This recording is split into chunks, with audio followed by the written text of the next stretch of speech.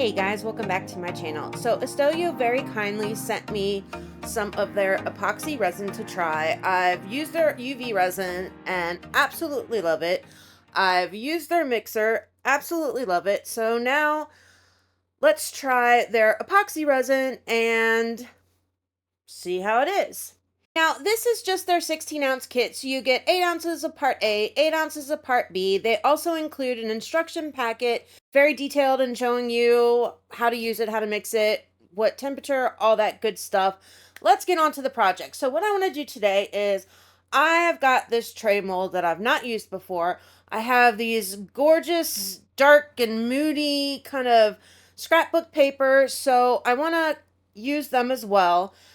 The first thing I'm going to do is I'm going to mix up just a little bit of this ISTOYO resin, and I want to do, it's going to be like a 2-part border for this tray.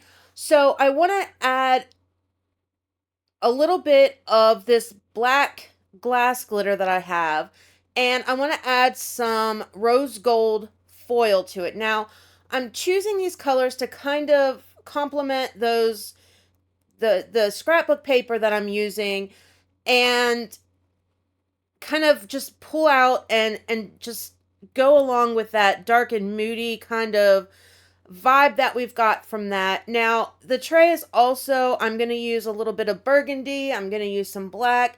So we're going to kind of go all in with this one. But the first thing that we're going to do is mix up this resin. Now, the resin is, it's just like their normal, whatever. It's not deep pour. It's not fast cure. It's just normal resin.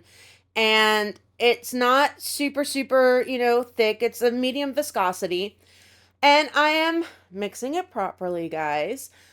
And I'm just going to mix it for the full, 3-4 minutes. And I did speed this up, and I'm cutting out a lot of it because you don't need to see it, but there's very, very minimal bubbles, no micro bubbles, just your normal, the bubbles that you're going to get.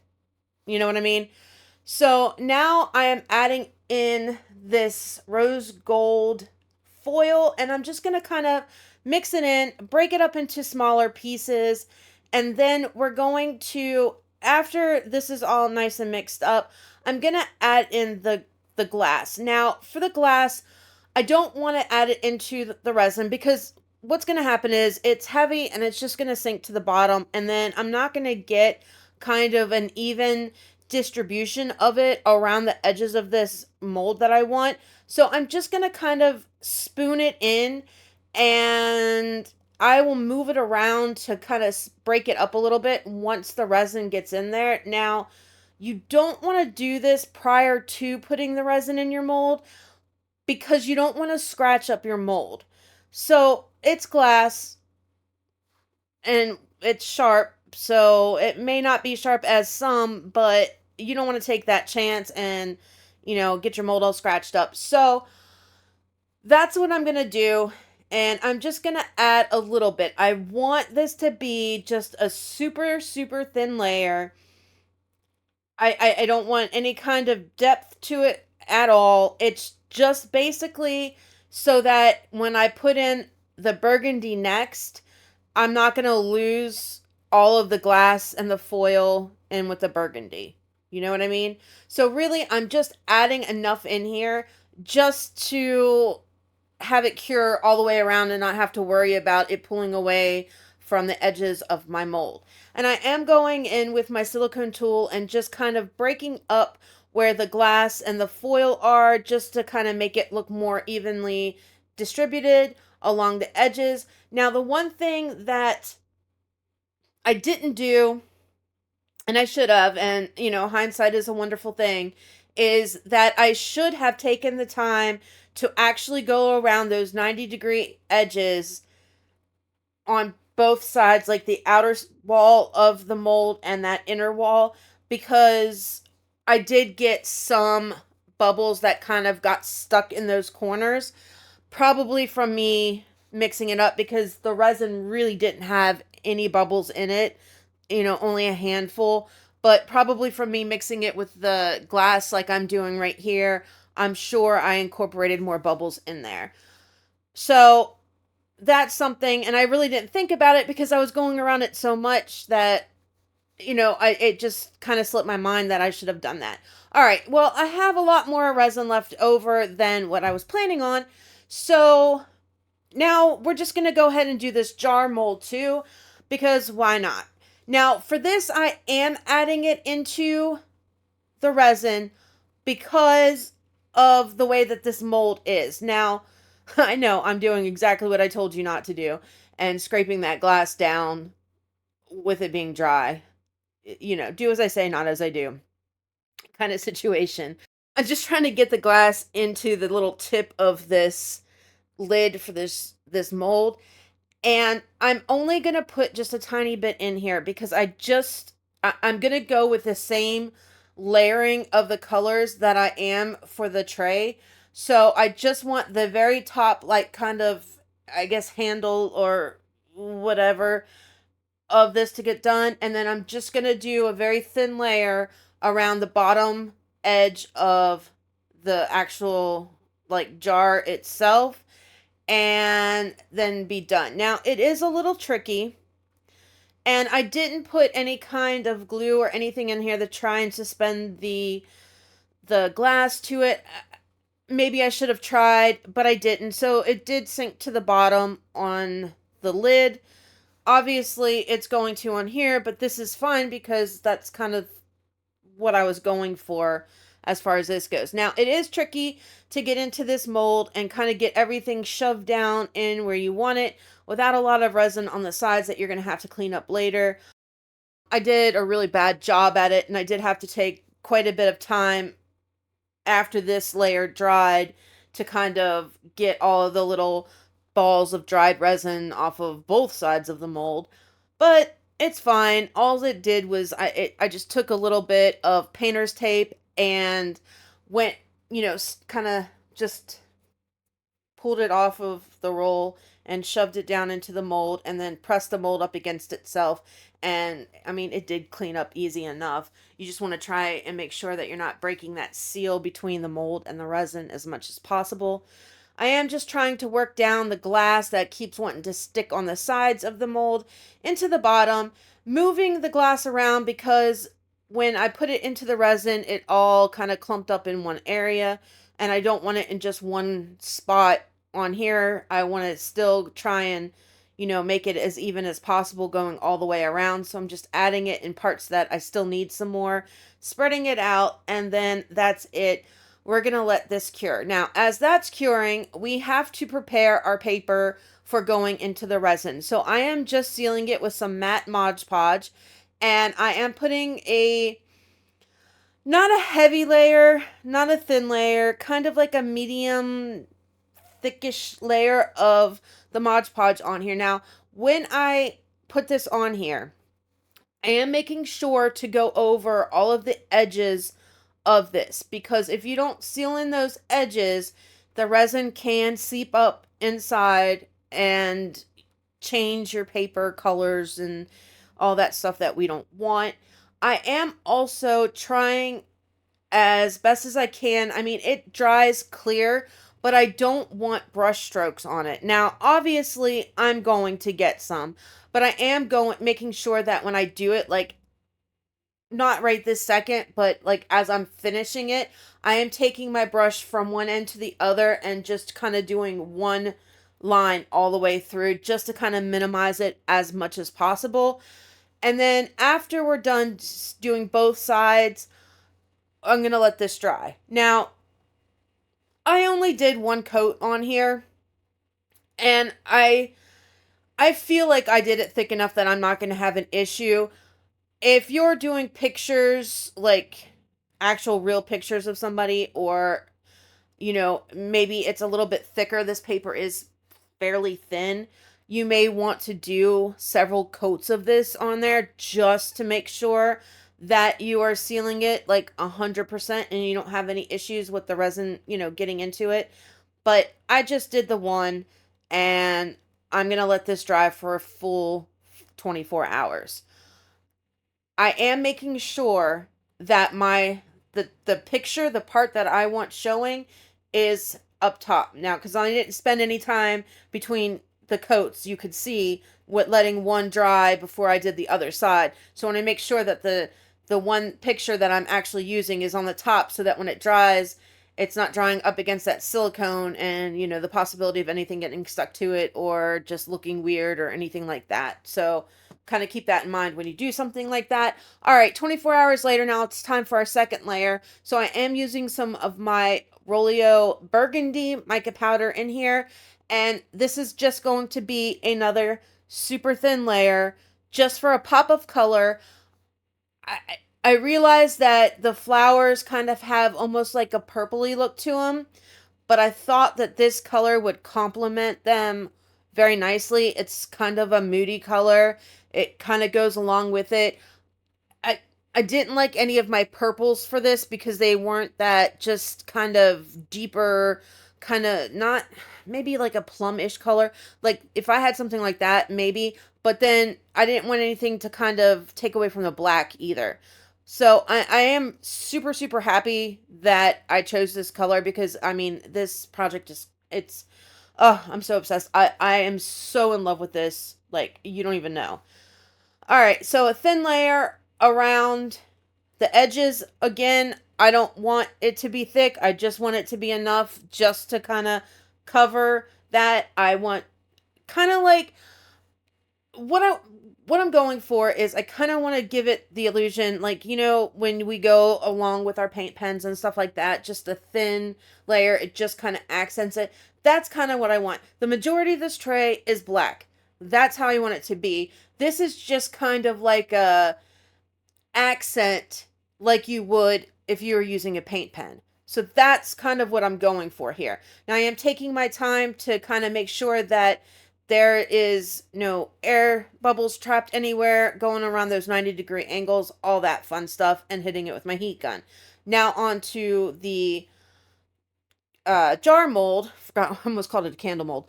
Now for the jar mold. Again, very, very, very thin layer. Because of how thin this is, you want to make sure that you're not pouring too much in. Pour a little bit in, let it level itself out before you add any more because you don't want to add too much. You can fill this up very, very quickly because there's like, it's not a lot of space between those walls of that silicone mold. Attempting to go in there with a heat gun, but you know. All right, now it's time to get these pictures in here. Now, I am using some of my Rolio Super Sparkle. It's the pearl white, just to add a little bit of shimmer to this. And this is the part that's going to be tricky because I want the clear layer only on that part of silicone that you can see right there. I don't want it to leak over into where that maroon or the burgundy is at all. I just need it to stay on here, but I need it to be completely covered because I don't want the black when I pour that on next to seep up into these pictures and hide them or anything like that. Like I want this to be a clear layer here without it going into the rest of it because I don't want a clear layer down if I can avoid it. So what I'm doing is I put a thin layer of resin down on the mold first, spread it out, hit it with the heat gun just to pop any bubbles that may be there. I am also going over the front part of my paper with resin first to kind of help hopefully reduce any air bubbles getting trapped in between. And I am smoothing it down to make sure that, you know, there's no air bubbles trapped under there. Pushing it around, just doing whatever I can. And then I am taking the resin and kind of going over the backside of the paper as well. And then we're just going to do the same thing for the other two. Now, I know, and I knew beforehand, that these aren't all going to fit in here, like, without having to cut them. Ideally, if you're going to cut something, you should probably do that before you seal it with, like, Mod Podge or whatever, because I cut it now, and there's no sealing on the edge of the paper where I'm cutting it. Do you understand?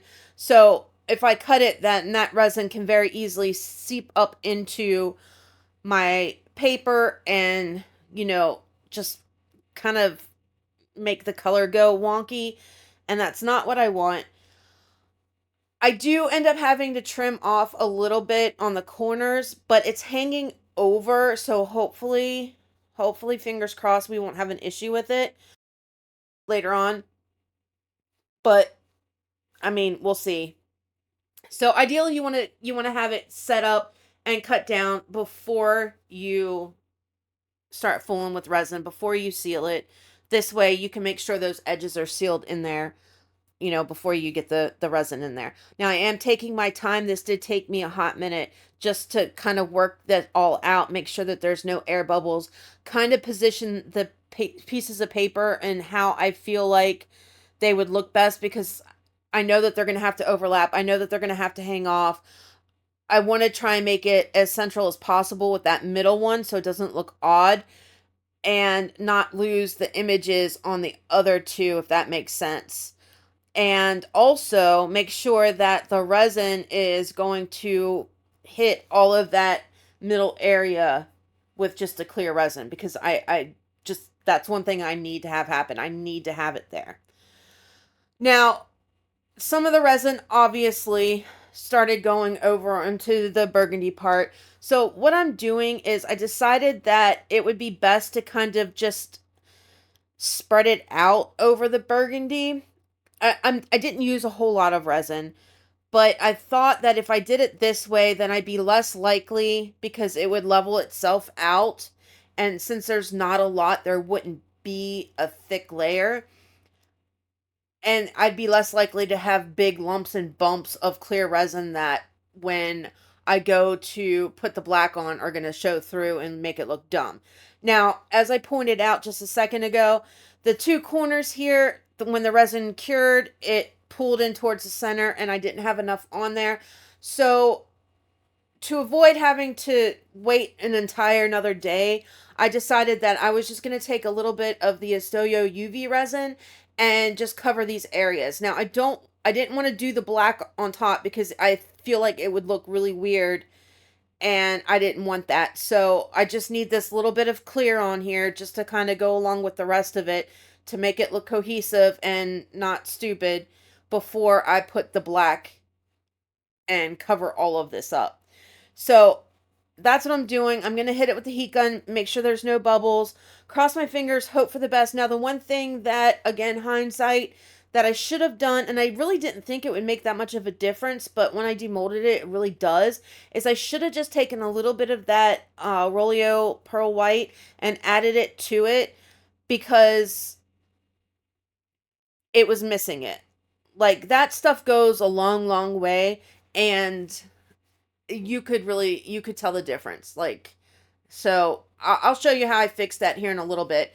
Now we're just gonna go with the HTV Ront black pigment paste, add that into my resin as this is curing, and we're gonna finish off this bad boy and hope for the best. So the reason that I chose to do a pigment paste instead of a black mica is I want the burgundy and the clear that I put on top to really have an impact. And, mica is great and everything, but I kind of wanted just that beautiful, just glossy, straight black look, that kind of like classic look without the effects of the mica powder. I want it to be a solid block color, no swirlies, no shimmer to this at all, just that straight glossy black. And I think that it adds something to it that is just going to make it just a wow factor, So I'm going to let this other little part cure. And now it's about done. And I am checking it and kind of pushing on it to see if I can see any resin moving around underneath. I don't, so I feel like it's cured enough. So we'll cross our fingers and hope for the best on that one. Now I am very, very, very slowly pouring this resin in here. And the reason I'm doing it so slow is because I do have these edges of the paper that's hanging up underneath, or hanging over that middle part of the tray, and I want to make sure that the resin kind of just finds its way and flows and kind of just does its thing without catching any air bubbles under there. I will go under and kind of check it with my tool later on, but I feel like this is the best way. If you do it too fast, then the likelihood for, bubbles getting trapped under there are a lot higher. And I really, really don't want that to happen, like at all, at all. And it is worth taking your time to do stuff like this. Like, I know I'm super impatient when it comes to certain things and whatever, but it's worth it just for that little bit of extra. All right, so I'm just filling this up the rest of the way. Then I'm going to hit it with my heat gun, and I'm going to go around the edges and just kind of make sure that, everything is good and there's no trapped bubbles down there. I honestly should have done that part before I filled it up completely with my resin, because it was kind of like going up over the edges a little bit, and yeah, I was worried because I had to go like really, really slow, and just doing it, I was worried it was just going to spill everywhere. So yeah, ideally I should have just not quite filled it up. Okay, now it's time for this. Now, this bottom part, again, I'm going in really slow because it does fill up fast, and I want to make sure that there's not going to be any air bubbles that get trapped in here. And on these type of molds, if you pour it too fast, because it does take a little while for the resin to kind of flow down the sides, the only thing that's going to happen is it's going to come up and over the outside of your mold, and you're going to waste resin and have a huge mess to clean. And I know this because I've done it before, so take your time and do it slow. Now, I did notice that on this, it seemed like as I poured the resin in, the mold was kind of bowing out a little bit. So I think that it was just like mainly two sides that it was doing it on. So I just got my silicone mixing stick and kind of popped it up against the side of it to hopefully hold that in. Hindsight again, I should have found a better way to do it, and you'll see why when I go to demold. And then I am just taking my silicone tool and just kind of hitting the sides a little bit just to make sure that there's no air bubbles there. All right, now it's time for the top of this, and of course I don't have enough resin, so I am going to have to mix up a little bit more, but that's fine. All right, so now we're going to fill this up. Now, once I get to the top, I am going to kind of go slow and make sure, because of the way that the mold is shaped, it's got those little pointy things on the side. I want to make sure that there's no air bubbles in there. So I am squeezing each side to make sure if there is any air trapped in there, it'll push it out and refill it back with resin. Hit it with my heat gun, and then I'm going to top it off. And we're going to wait and keep our fingers crossed that everything turns out the right way and that I don't have any issues. But yeah, we'll see. Hit it one last time with a heat gun and let these babies cure. And here we are 24 hours later. Time to demold. Now, this is where my silicone mixing stick was, and you can see it kind of dented it in.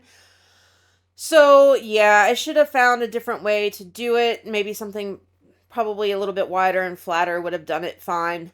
And now it's time to demold. Now, I've not used this mold before, so, first time doing it is always a little tricky. And I'm going to go in here with a little bit of alcohol and just kind of put that in there to break that seal between the resin and the silicone. And honestly, I mean, after I do that, this thing pops out like super, super easy. I just kind of massaged it around a little bit and out it pops. And let's see what we got. It was a little bit more tricky, putting the mold back the right way. All right, let's see. Oh, it's gorgeous. I like it. Like, it's really, really pretty. I like it a lot. I mean, aside from that stupid little area that it's kind of concaved in a little bit from my mixing stick, I think it looks super, super pretty. All right, let's see what we got for the lid.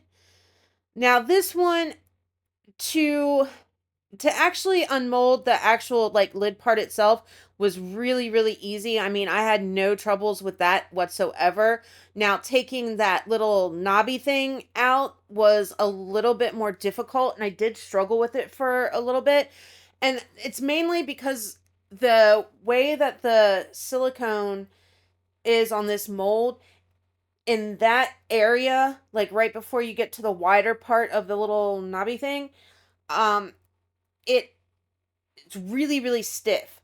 And I was worried that I was either going to like break off the knob or it was just going to tear my mold. Like I kind of worried about it a little bit. And then it's so like in there that I had to try and get my hand in there, and I was able to kind of spray a little bit of alcohol in there and move it around. And then it finally did just kind of, just if you squeeze the top of it, it kind of like spit it out after I got the alcohol in there.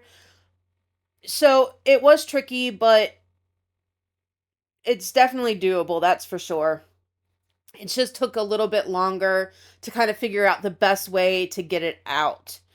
And really, I mean, it wasn't too horrible. It's just a matter of, figuring things out sometimes when you have these molds that have like these extra little bits and bobs on them. Definitely not as hard as a candle mold, I'll tell you what. I tried one of those like the tall what are they called? Not votive. Is it a votive? No. No, the tall like skinny stick candles, those kind of candle holders. Oh, terrible. All right, so it turns out really, really pretty. Now, the one issue is, and I don't know what I did wrong, if I had to have poured too much resin in it, it has to be it, because it didn't sit all the way down on there. I don't think it's the way the mold is. I think it's that I just poured the resin up too high, because as I shave it down a little bit, it I can get it to set down where it's supposed to on 3 of the 4 sides. That fourth one, I just couldn't, I mean, maybe if I continue working with it, it might go down the rest of the way. It's not super crazy noticeable, like from afar, but if you're looking at it, you can tell that it doesn't sit right. Again, something that you learn when you're dealing with new molds is how far to fill them, because you never really can tell. But I do like it. Like, I'm showing you. You can see that sets, and then this one, there's just that little bit, like a millimeter, where it just doesn't sit right. So now I'm just going to clean off the bottom of this from the sharp edges with my deburring tool real quick, and then we're going to be done with this and unmold this tray, which I'm super, super excited about. I can't wait to see it. I really, really can't. Like, oh, I can't wait. Come on, hurry up. I want to see it. All right, let's do this. All right, so I do have little bits and pieces of resin that are on here. They're on the mold, on the edge of the mold from where I poured that clear layer very first. And I really didn't think that it was going to make a difference. But of course, I had poured the resin up so high that it attached itself onto it. So now I just got to pick these bits and pieces off, and then we can see what we've got. And I can't wait. Wish you would hurry up. Please hurry up. I'm almost done, I think. Oh my god, come on. All right. Are you guys ready? Are you ready for this? All right, and it's at this point where I stick my hand in there and I feel something sticky. So, yay, my UV resin didn't cure the whole way like I thought it did. But look at this. Look how beautiful that is. Do you see all that super sparkle from that Rolio mica powder? Like, that's gorgeous. It's so gorgeous. But here is where you can tell that where I put that UV resin, even though I thought that it had cured because I couldn't see any movement, I should have done it from underneath the mold. That's on me. And then if I would have done it that way and tried to cure it, it probably wouldn't have gotten the indentations on it that it did from me sticking my fingers in there, not knowing that it was done and all of that. But you see all the sparkle in there from that pearl white. Those 2 areas don't have any. And I really didn't think that it would add that much sparkle to it, that it would make that much of a difference when I didn't put it in there. But it truly, truly does. So we're going to fix that here in a minute. But first, I decided that I just want to edge this out a little bit with copper. So I'm just taking my copper paint pen and I'm going over just the tiniest hint of copper on the outside of this tray. I mean, just the smallest line, and you can barely see it on video, but it just makes that one little detail makes such a difference. And I'm going to do this to the jar and the lid as well, just to make them all go together. But I am super happy with the way that my papers turned out in there. Like, taking that time to sit there and fool around with it and work that resin and work the paper into the resin really pays off. I literally got one little air pocket in, I think it's the middle one, that needs to be fixed. It could have been so much worse. So when you're adding stuff like this in there, it is worth it to take, a few extra minutes to really work it in well. Take your time to do it, because it makes all the difference in the world later on. Like, did I have to fix that one little thing? I could have probably just literally put a dot of UV resin in that tiny little hole that I got and cured it, and it would have been done. Now, I'm going to go ahead and I'm going to do a top coat over the whole thing, just a very thin one, just because of the fact that I screwed up the UV resin part by not curing it the right way. And I just want to get rid of all of that and all the lumps and bumps and stuff, because this tray is so gorgeous. I don't want anything in there to ruin it. So I'm not going to worry about doing it that way. I'm just going to make sure that I get the resin in that little hole when I put the top coat on. And then, because the resin is so sticky, we're going to be able to attach some of that Rolio mica powder on there too, to kind of make those parts shine as well. So it'll just be perfect. So I'm just adding the finishing touches on this lid, and I mean, it just adds a little bit to it. It's nothing overpowering, it's just a little bit. Sometimes it's the little things that make such a big difference. And you can see the one little hole that I'm pointing out to you right there is the only real hole that I got. And then, the issues with where the UV resin didn't cure fully because I didn't do it underneath through the mold like I should have. But that's it. That's it. So we're just going to go with a little bit. I just mixed up 60 mils of the ISTOYO resin, and I'm just going to take a tiniest bit of this mica powder, and I'm going to put it on those areas where that UV resin is still a little bit tacky, because then it'll stick to it. Because I don't need it all over the whole thing. Like, I just don't. There's enough sparkle on it that I don't want to overdo it by adding more. So I'm just going to put it on there. I tapped it in with my finger a little bit, and then I'm just going to add a tiny bit of resin to it, and I'm going to kind of work it around a little bit more with my silicone tool, just to make sure that that area has the super sparkle as well. And then what I'm going to do is, where that little hole is, I'm going to take I start off first with the silicone tool, but the dotting tool works better. And I'm just going to kind of work the resin in there until I can no longer see that hole. And then it's fine. It's gone. We don't have to worry about it at all. Like, the resin will do its thing, and it'll just be perfect when we go to take our glamour shots tomorrow. So, all in all, now I do take a little bit of time and make sure that there's like nothing that I'm missing. Hit it with my heat gun to pop any bubbles, and just smooth this out from edge to edge, corner to corner, taking my time here so that I don't have any issues whatsoever, and I get a perfect top coat on here. Now, I don't want to do a whole lot of resin. This tray actually is one that has like a pretty decent depth to it, which is really nice. And I don't want to fill that up.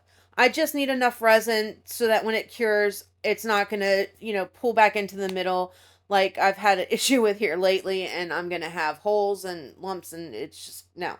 I don't want that. So enough that I know it's going to cover it, but not too much that I'm going to lose the depth of this tray. And that's it. Now we just wait and see how this top coat turns out, and we're done. And then it'll be time for the glamour shots. All in all, I am absolutely in love with how this tray and this jar turned out. And I hope you guys are too. Like, I think it's gorgeous. I do think it would have looked really pretty if I had kind of like a plummy type purple on there as well. But I am happy with the overall color choices that I picked.